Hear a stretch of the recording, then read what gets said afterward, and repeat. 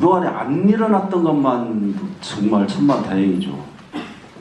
만에 하나 판교에서 저런 제천 참사나 미약 참사처럼 그런 사건이 일어났다고 보면은 아마 여기도 대박 터졌을 거예요, 전국에서. 그래서 그런 문제점들이 지금 사회적인 문제고 정치적인 문제고 그리고 사회 구조적인 문제들이 병행이 되다 보니까 이것은 이제는 그냥 덮고 갈 일이 아니구나.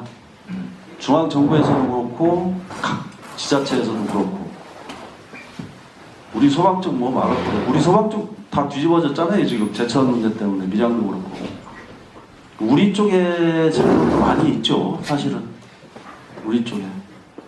왜냐하면 재난 대응이라는 그런 화두를 놓고 볼 때는 119는 만능으로 알거든요. 모든 국민들이 모든 하여튼 온 나라 백성들뿐만이 아니고 고위직에 있는 사람들도 119만 출동하면 다 해결된다라는 그런 희한한 만능 논리로 이렇게 접근을 하다 보니까 119가 대응을 못하는 것이 엄청 많은데도 다 대응을 해요. 그런 문제 때문에 여러분들이 여기까지 오시게 된 거예요, 사실은. 그리고 여기까지 오시게 해서 죄송하긴 하지만 한편으로는 감사드리고, 그리고 이 자리는 아마도 우리 판교 의용소방 대원님들의 굉장히 뜻깊은 자리가 될 겁니다. 본론으로 들어가기 앞서 한 가지 실례를 들어드릴게요. 1980년대 미국이라는 나라에서 극장에서 불이 났어요. 이보다 이제 엄청 큰 극장이 한 3,000명, 5,000명 정도 수용되는 극장인데 무대 쪽에서 화재가 났어요. 여기 앉아 계신 관객들이 무대에서 화재가 난 걸 보고 피난을 했어요. 일단 이쪽 문 쪽으로. 그런데 10여 분 만에 600여 명이 그냥 몰살했어요. 이유는 뭘까요? 그 이유 아시는 분? 네? 또 근본적인 원인은 건물 구조였어요. 건물 구조. 지금은 문이 저렇게 양쪽으로 이렇게 회전을 하게 돼 있잖아요. 그때 당시 그 똑똑한 미국이라는 나라가 그 큰 극장인데도 안에서 문을 안으로 열게 했어요. 바깥으로 밀어야 되는데 그러면은 뒤에서 민다고 하더라도 문이 열리면서 다 빠져나갈 수가 있거든요. 앞에 몇 사람은 열고 나갔는데 뒤에서 확 밀리니까 문이 그냥 폐쇄돼 버린 거예요, 자동으로.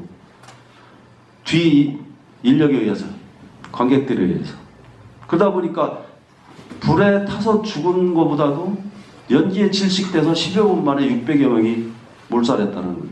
그래서 그때 소방법이 바뀌었어요. 문을 바깥으로 열게 해라. 그때 바뀐 거예요. 지금 문이 바깥으로 열리는 구조가. 자, 이렇게 해서 어떤 그 건물 구조 하나만 잘못되면은 애꿎은 국민들만 피해본다는 것이죠.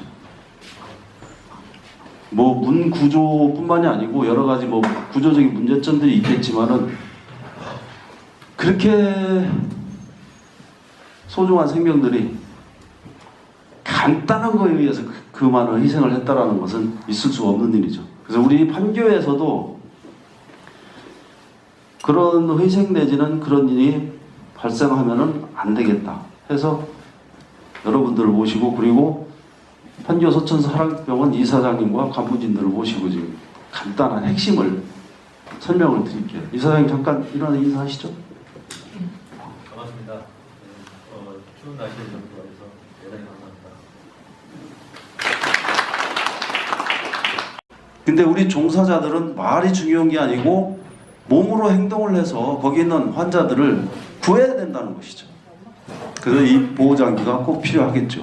그리고 우리 의용소방대원들도 현장에 도착했을 때 이러한 마스크가 없다고 사람이 안에서 죽어가고 있는데 밖에서 구경만 하고 있겠다? 그건 아니겠죠. 이 직업정신이라는 것이 무의식 중에 발동을 하는 거거든요. 무의식 중에. 의소대원들이 민간이긴 하지만 소방관의 모체는 의용소방대원이었어요. 그 정신이 계속적으로 무의식적으로 이게 전달이 되는 거예요. 봉사정신이. 그러다 보면 맨몸으로 들어갈 수가 있어요. 저 사람이 살려달라고 소리치는데 안 들어간다? 내가 멀쩡한데? 들어가게 돼요. 누구든지. 그러면 저기 의용소방대원들도 저게 꼭 필요하겠죠. 현장 활동을 안 하려면 모르지만은 의용소방대원들은 현장 활동 하셔야 돼요. 왜? 사람이 우리 소방관들이 부족하니까 그 보조 업무를 할 수 있는 부분들은 여러분들이라는 거죠. 그러면 맨몸으로 하냐? 나 죽는데? 내가 죽는데? 그냥 들어가? 안 되죠. 누군가의 지원을 받든 여기 면장님 계시네. 면장님한테 지원을 받든 아니면은 출동비로 사든 해서 저거를 1인당 하나씩 꼭 구입하세요. 특히 판교는 왜? 사랑병원을 위해서. 사랑병원에 179명을 위해서 아니죠? 직원까지 다 합치면은 넘죠? 그분들을 위해서 여러분들이 준비를 해 두셔도 진짜 명분다운 명분이 성립이 될 겁니다. 그래서 제가 오늘 이 앞에 섰고요. 자, 그리고 이 구조에 대해서 보면은 건물 구조 내려. 아니 내려. 아까 거변 앞장으로. 아까 조금 전에 설명했던 올려봐. 밑으로. 여기. 이때 문제점. 오케이. 모든 통로하고 출입구가 다 폐쇄된 형태예요. 문을 열어야 되겠죠. 근데 이제 우리 이사장님께서 모든 주출입구는 자동식 개폐 장치로 전환을 한다고 약속을 하셨어요. 근데 문제는 179명이 모든 출구로 일시에 개방이 돼서 나간다고 하더라도 환자 특성상 패닉 현상이 오면은 도망 못 가고 그 안에서 쓰러지는 사람들 아니면은 구석에 숨어 있는 사람들이 분명히 생길 겁니다. 그분들을 찾아야 돼요. 그분들 우리가 들어갔을 때 이미 대피는 했지만은 그분들을 수색을 해야 되겠죠. 여기 계신 분들이 해야 돼요. 어려우셔도. 자, 저런 구조 때문에 인명피해가 급증하겠다 하면서 우리 소방차가 여기 받쳐있다고 하더라도 복사열에 의해서 소방차가 타게 돼 있어요. 그렇다고 하면 그거는 실패한 작전이죠. 그래서 이 통로가 소방 통로가 상당히 중요한 거죠. 근데 여기는 일반 통로로 차량 한 대만 지나가게 돼 있는 거예요. 교행이 안 돼요.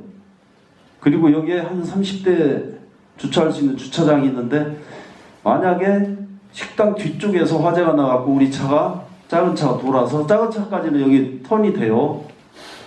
왔는데 물이 떨어졌어. 우리 물탱크가 진입을 해야 되는데 여기서 딱 걸려요. 코너링이 안 돼. 여기는 되는데 여기는 직각으로 돼 있어서 코너링이 안 되고 턴을 하려도 이 주차된 주차에 걸려서 통로가 막혀버립니다. 그래서 요 부분도 이사장님께서는 뒤쪽으로 빼서 원활하게 턴할 수 있는 소방 통로를 확보를 해주셨으면 좋겠어요.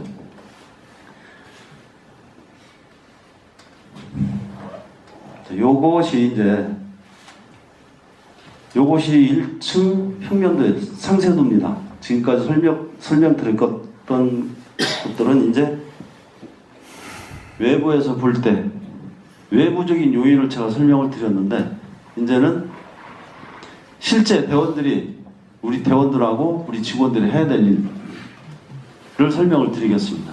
우리 용어로 초기 대응 작전도라는 이름으로 시작을 하겠습니다. 아까 설명드렸던 것처럼 여기가 개방병동 가건물로 돼갖고 여기는 편복도 형식으로 해서 입원실이 구성이 되어 있고 입원실은 2군데입니다. 여기는 아까 이쪽 좌측에 있는 건물 여기가 각 10명씩 입원이 되어 있고요. 이쪽은 진료실동인데 복도를 중앙으로 양쪽에 구획된 사무실 내지 진료실이 있어요. 역시 가건물입니다. 여기가 본동이에요. 이제 본동. 이 복도까지가 원래 초등학교 건물. 그리고 이 뒤쪽으로 증축. 아까 파란 지붕. 여기도 증축 등. 지금 여기 화살표가 보이죠? 화살표는 창문입니다. 창문인데 안타깝게도 건물 구조 그리고 환자 특성 저 병실의 특징상 방범창으로 다 되어 있습니다. 고정식 방범창으로. 카타기로 잘라야 잘라져요. 유압장비로 잘라야 잘라지고. 어느 세월에 저 창문을 뚫고 들어가겠습니까? 우리가? 여기에 있는 입원 환자 수는 113명입니다. 113명 여기에 현재 여기 20명 빼놓고도 그럼 113명이 양쪽 주출입구와 중앙 뒤후문으로 대피를 해야 되는데 만약에 못한 사람들이 있을 거 아닙니까?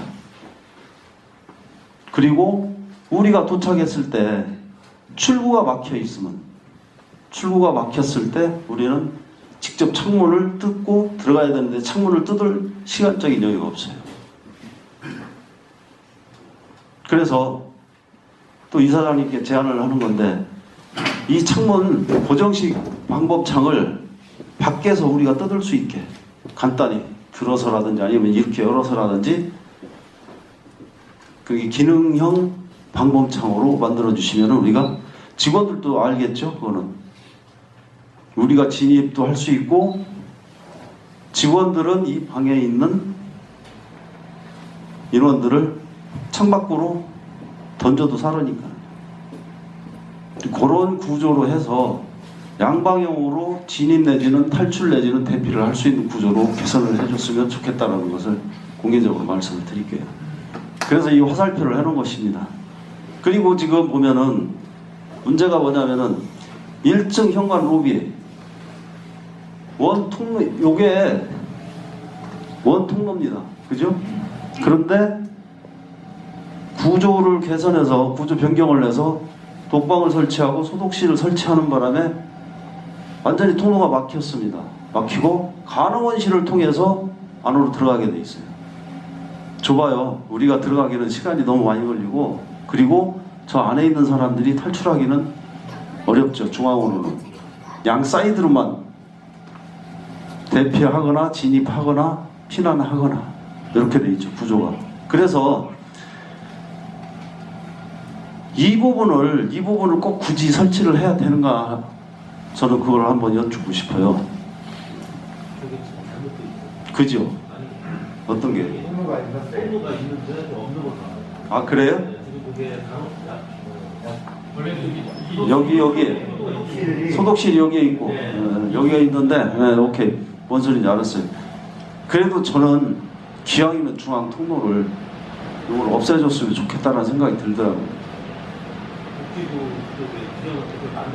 아 그래요? 꼭 여기 중앙에다 만들어야 돼? 통로를 막고? 네. 아 무슨 말씀인지 알겠는데 근데 너무 불안해요. 사실 복지부 규정도 좋지만 일단은 사람이 살고 가야지. 통로가 좁잖아요. 너무. 만약에 뒷문으로 못 나가고 뒷문이 폐쇄됐을 경우에 여기가 문이 있다라는 것은 알 거 아닙니까? 아니면 누구든지 여기서 가까운 곳으로 피난을 시키려고 할 테고 직원들이 그럴 경우에 통로가 좁아서 저는 그게 걸리더라고요. 자, 이제 그 얘기는 이사장님 알아서 판단을 하시고 자 그러면은 대략적으로 건물 구조하고 저기 수용 인원하고 제 설명을 드렸죠. 그러면 소화전이 우리 대원들이 사용할 수 있는 소화전이 어디에 있을까? 사이드 측면에서 좌우측 출입구를 통해서 들어가면은 한 5m 전방 벽에 양쪽에 소화전이 설치되어 있습니다. 여기로 들어가면은 여기로 들어가면은 여기 소화전이 양쪽에 2개 설치가 되어 있습니다. 맞죠? 자 그러면은 구간별로 잘라서 화재가 났다고 하고 화점 위치를 가상 위치를 정해서 우리 대원들이나 우리 직원들이 우리 소방관들이 초기 대응을 어떻게 할 것인가를 간단히 설명을 드릴게요. 제일 먼저 식당 쪽에서 화기 취급을 많이 하기 때문에 식당 쪽에서 화재가 났다고 가정을 하고 생각을 해봅시다. 여기가 주 통로 입구예요. 그리고 이렇게 뺑 돌아야 되죠. 여기가 주차장이고 주차장, 그리고 이쪽 이 운동장이 이제 대피소예요. 이 후문 중앙 여기 후문으로 해서 이렇게 나가면은 대피소인데, 일단 판교 차량이 우리 두 명의 직원하고 펌프차가 소펌이 출동을 해서 가까우니까 금방 가겠죠. 식당동에 화재가 났다고 신고를 받고 들어왔는데 우리 차는 어디로 가야 돼요? 우리 판교 직원. 일반로로 가면 일단 이쪽으로 여기다 파킹을 해야 되겠죠. 가까우니까 식당동에 화재 났으니까. 그러면 뺑 돌아서 파킹을 했다 치고, 그 분명히 우리는 2명이에요. 우리 직원은 2명. 자, 기관은 차 끌고 여기까지 오고 경방 1명은 여기에서 내려주는 게 낫겠죠. 경방 1명, 조수 쉽게 말하면 안에 진입하는 진입 대원. 왜? 일이 들어와서 이 출구를 통해 갖고 소화전을 확보를 한 다음에 여기에서 방어를 해야 됩니다. 있는데 식당 안에는 환점이기 때문에 그 안에 들어가서 소화전을 점령한다는 것은 조금 위험하겠죠.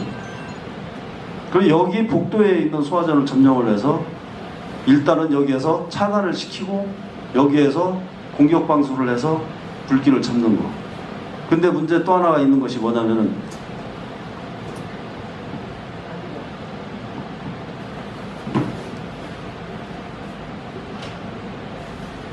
여기에 LPG가 있습니다. 일단 바로 이렇게 1톤. 분명히 중간 밸브가 있겠죠. 화재 규모나 화재 방향을 볼 때 중간 밸브를 먼저 지켜야 되는지, 아니면 화재 지나면 화점에 먼저 방수를 해야 되는지 우리 직원은 전담을 할 때 중간 밸브 빨리 잡아야 되니까 이쪽으로 탱크 쪽으로 불길이 오니까